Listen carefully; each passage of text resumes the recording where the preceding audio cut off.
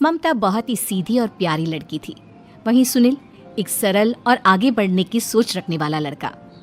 सुनील, बेटा सुनील कहाँ है? अरे जरा एक गिलास पानी तो दे दो। हाँ माँ, अभी आया। क्या माँ, पानी तेरे सर के पास ही तो रखा है, क्या हो गया है? तबीयत खराब है क्या? अरे नहीं नहीं, वो उठने का मन ही नहीं कर रहा था, तो देखा ही नहीं। वैसे क्या कर रहा है? यहाँ बैठना मेरे पास। माँ पढ़ रहा था। वो क्या है ना, नौकरी में तो वक्त नहीं मिलता, अब ऑफिस से घर आकर ही तो वक्त मिलता है। अच्छा अच्छा ठीक है, पढ़ ले जा बेटा। सुनील पढ़ लिख कर और आगे बढ़ना चाहता था, लेकिन माँ की तबीयत खराब देखकर सोचता है कि शादी ही कर ले। कब तक माँ का ख्याल वो अकेले रख पाएगा? तो एक दिन, माँ ये ममता है, मैंने इससे शादी कर ली है। तुम्हारी तबीयत भी ठीक नहीं रहती, तो मैंने सोचा शादी कर लेता हूँ। घर संभालने वाली और तुम्हें संभालने वाली कोई आ जाएगी तो अच्छा रहेगा। माँ अचानक से सामने बहू देखकर हैरान रह जाती है। बेटा ये क्या बात होती है? न बैंड, न बाजा, न दहेज, न शगुन, ऐसे कैसे बहू आ गई? माँ तू तो जानती है, मैं नौकरी के साथ पढ़ाई कर रहा हूँ, तो कहाँ से इतना पैसा बचा पाता कि धूमधाम से शादी करता। वैसे भी माँ, लोग तो आकर खाकर निकल जाएंगे, इसलिए बस वैसे ही। माँ जी, मैं आपका ख्याल रखूंगी। वैसे भी ये आगे की पढ़ाई कर रहे हैं, अच्छा कुछ कर गए तो सबके दिन फिर से अच्छे आ जाएंगे। सास को ममता की बात ठीक तो लगती है, लेकिन मन में कहीं ना कहीं लगता है कि कहीं बहू बेटे को लेकर फुर्र ना हो जाए और फिर तो वो रह जाएगी अकेली। बेटा देख, मेरा जो कुछ भी है वो सुनील ही है, और सुनील का भी अब इस दुनिया में मैं ही हूँ और कोई नहीं। क्या सुनील? बिल्कुल माँ, लेकिन आज से ममता भी मेरे जीवन का अहम हिस्सा है, जैसे तू है। सास को बड़ा बुरा लगता है कि उसकी सल्तनत में कोई और हिस्सेदार कैसे हो सकता है। कैसे कोई और उसके 30 साल के बेटे की जिंदगी में अचानक से आकर बराबर का हिस्सेदार बन सकता है। देख बहू, मैं भले थोड़ा बीमार रहती हूँ, लेकिन इसका मतलब यह नहीं कि घर की चीजों में मेरा कंट्रोल खत्म हो गया है। मैं आज भी इस घर की रानी हूँ, समझी? बेटा सोचता है कि ये माँ को अचानक से क्या हो गया। कल तक जो माँ कहती थी कि जिंदगी का कोई भरोसा नहीं, वो अचानक से जंग के मैदान की झांसी की रानी कैसे बन गई? माँ क्या हो गया? सब ठीक है ना? अचानक कैसी बात कर रही हो? ममता का आज पहला दिन है, स्वागत करो उसका। आसपास की आंटियों को बुलाओ, नई दुल्हन की मुंह दिखाए करवाओ। खैर, सास होने का फर्ज निभाती है और बाद में एक सहेली के साथ बाहर निकल जाती है। क्यों री बताया नहीं कि बेटे का ब्याह कर रही हो? वैसे तो सारा दिन हम ही में घुसी रहती हो। अरे मुझे भी तो अभी पता चला, यूं अचानक सर पर लेकर आ गया।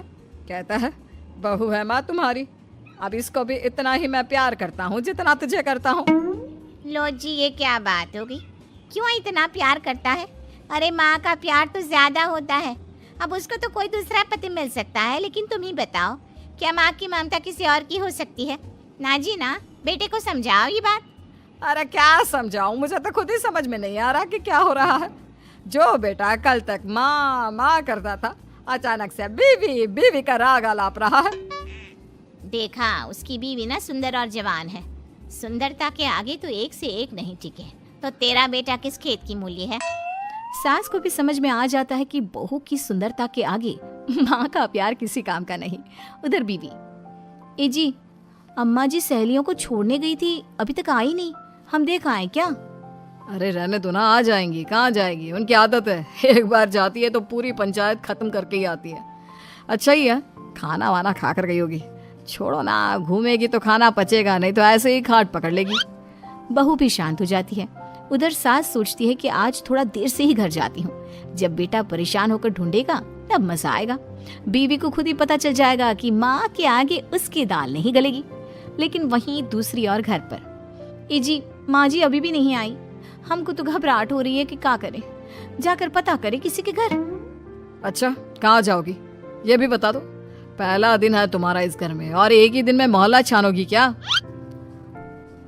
हाँ, तो आप भी तो नहीं जा रहे हैं ना, हमको फिक्र हो रही है। अरे यार, ये रोज का है अम्मा का, खाओ और सो जाओ। बस फिर क्या था।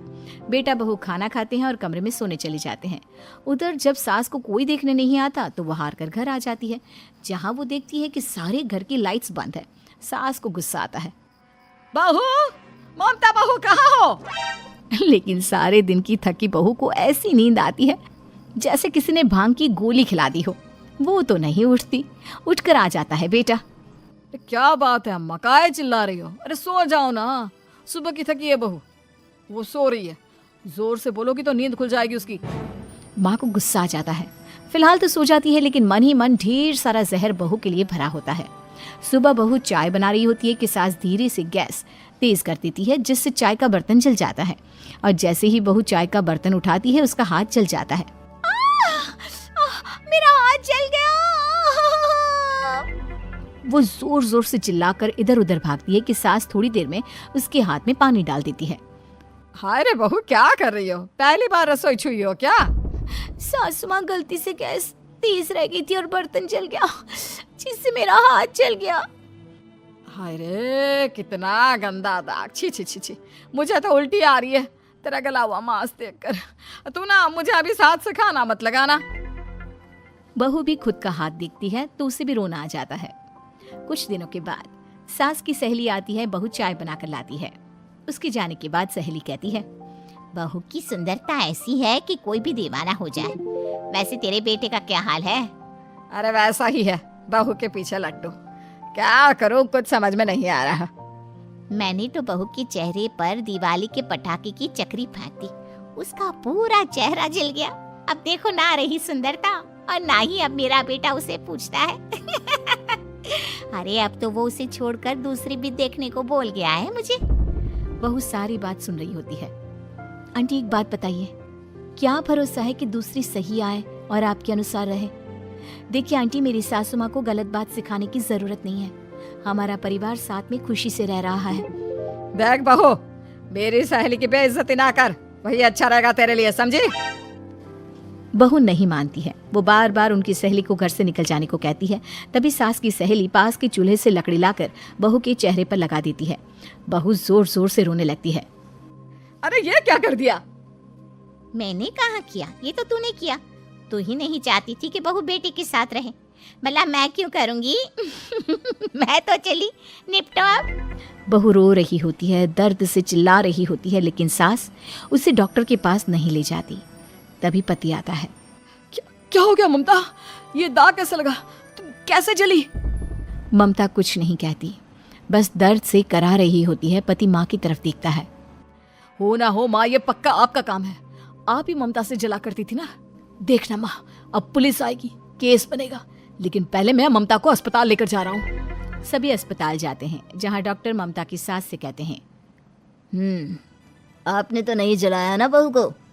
अब ममता की सास के तो पसीने छूट रहे होते हैं। वो घबरा कर कहती है, ना ना डॉक्टर साहब, कैसी बात करते हैं? हम क्या जलाएंगे अपनी बहू को? डॉक्टर ममता के पति से पूछते हैं। देखिए, क्योंकि ये ससुराल में जली है तो मामला पुलिस का बनता है, तो आप पहले पुलिस को बुलाइए, तभी इलाज पूरा होगा। सास डर जाती है कि अब तो बच्ची जिंदगी जेल में ही रहना होगा। रहने दीजिए ना, पुलिस को क्यों बुलाना? सारी हंसी खत्म हो जाएगी जब पुलिस के डंडे पड़ेंगे। बहू को जलाना भले ही बहुत आसान हो, लेकिन उसके बाद सारी जिंदगी जेल की हवा खाना। सास डर जाती है। पुलिस आती है। पास लेटी दर्द से करा रही ममता स्टेटमेंट देती है। तो क्या हुआ था? कैसे जली आप?